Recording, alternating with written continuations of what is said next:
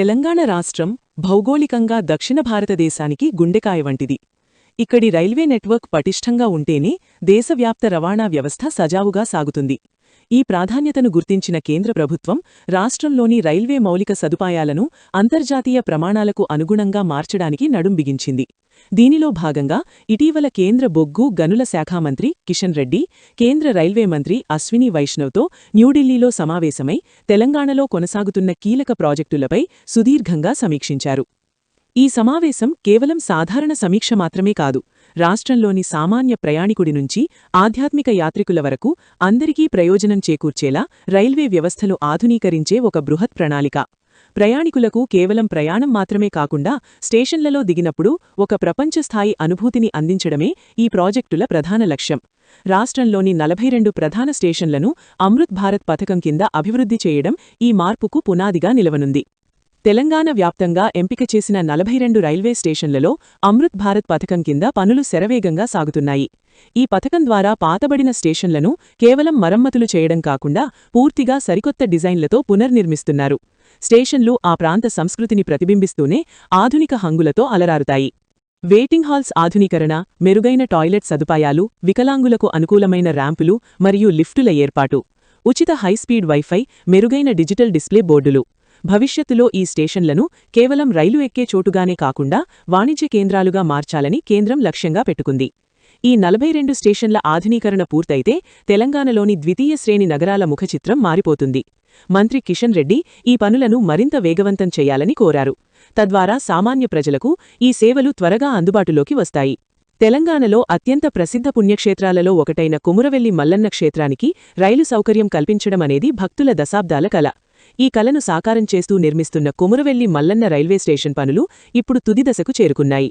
కిషన్ రెడ్డి వెల్లడించిన ప్రకారం ఈ స్టేషన్ పనులు ఇప్పటికే 95% పూర్తయ్యాయి. కేవలం మిగిలిన 5% పనులను యుద్ధ ప్రాతిపదికన పూర్తి చేయాలని అధికారులకు ఆదేశాలు జారీ అయ్యాయి. ప్రతి ఏటా లక్షలాది మంది భక్తులు మల్లన్నను దర్శించుకుంటారు. రైల్వే స్టేషన్ అందుబాటులోకి వస్తే సుదూర ప్రాంతాల నుంచి వచ్చే భక్తులకు రవాణా ఖర్చు తగ్గడమే కాకుండా ప్రయాణం సుఖమయమవుతుంది. ఈ స్టేషన్ రాకతో స్థానిక వాణిజ్యం పుంజుకుంటుంది మరియు కొత్త ఉపాధి అవకాశాలు లభిస్తాయి. కేంద్ర ప్రభుత్వం ఈ ప్రాజెక్టును కేవలం ఒక స్టేషన్గా కాకుండా ఆధ్యాత్మిక పర్యాటకాభివృద్ధిలో ఒక భాగంగా పరిగణిస్తోంది. అతి త్వరలోనే ఈ స్టేషన్ భక్తులకు అంకితం కానుంది. హైదరాబాద్ నగరవాసుల లైఫ్ లైన్ అయిన ఎంఎంటీఎస్ 2వ దశ విస్తరణపై కూడా కీలక చర్చ జరిగింది. ఇందులో అత్యంత ప్రధానమైనది హైదరాబాద్ నుంచి యాదగిరిగుట్ట వరకు ఎంఎంటీఎస్ సేవలను విస్తరించడం. సుమారు 400 కోట్ల అంచనా వ్యయంతో ఈ ప్రాజెక్టును చేపట్టనున్నారు. యాదాద్రి శ్రీలక్ష్మీ నరసింహస్వామి క్షేత్రం పునర్నిర్మాణం తర్వాత భక్తుల రద్దీ విపరీతంగా పెరిగింది. ఎంఎంటీఎస్ అందుబాటులోకి వస్తే హైదరాబాద్, సికింద్రాబాద్ పరిసర ప్రాంతాల నుంచి అతి తక్కువ ఖర్చుతో భక్తులు నేరుగా యాదాద్రికి చేరుకోవచ్చు. వరంగల్ హైవేపై పెరుగుతున్న రోడ్డు ట్రాఫిక్ను తగ్గించడానికి ఈ రైలు మార్గం ఒక అద్భుతమైన ప్రత్యామ్నాయంగా మారుతుంది. ఘటకేసర్ నుంచి యాదాద్రి వరకు ఉన్న ప్రాంతాలు వేగంగా అభివృద్ధి చెందడానికి ఈ విస్తరణ దోహదపడుతుంది. నగర రవాణా వ్యవస్థను ఆధ్యాత్మిక క్షేత్రాలతో అనుసంధానం చేయడం ద్వారా అటు భక్తులకు, ఇటు నిత్య ప్రయాణికులకు రైల్వే శాఖ గొప్ప ఊరటనిస్తోంది. తెలంగాణలో జరుగుతున్న ఈ రైల్వే ప్రాజెక్టులు రాష్ట్ర సమగ్ర అభివృద్ధికి నిదర్శనం. ఒకవైపు అమృత్ భారత్ స్టేషన్ల ద్వారా ప్రపంచస్థాయి సౌకర్యాలు, మరోవైపు కొమురవెల్లి మరియు యాదాద్రి వంటి పుణ్యక్షేత్రాలకు రైలు అనుసంధానం చేయడం ద్వారా కేంద్ర ప్రభుత్వం రాష్ట్ర ప్రగతిలో భాగస్వామి అవుతోంది.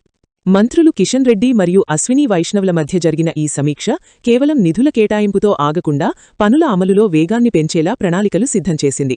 ఎంఎంటీఎస్ విస్తరణ నగర సరిహద్దుల్లో నివసించే సామాన్య ప్రజలకు మేలు చేస్తుంది. ఈ ప్రాజెక్టులన్నీ నిర్ణీత కాలంలో పూర్తయితే తెలంగాణ రైల్వే రంగంలో ఒక స్వర్ణయుగం మొదలవుతుంది అనడంలో సందేహం లేదు.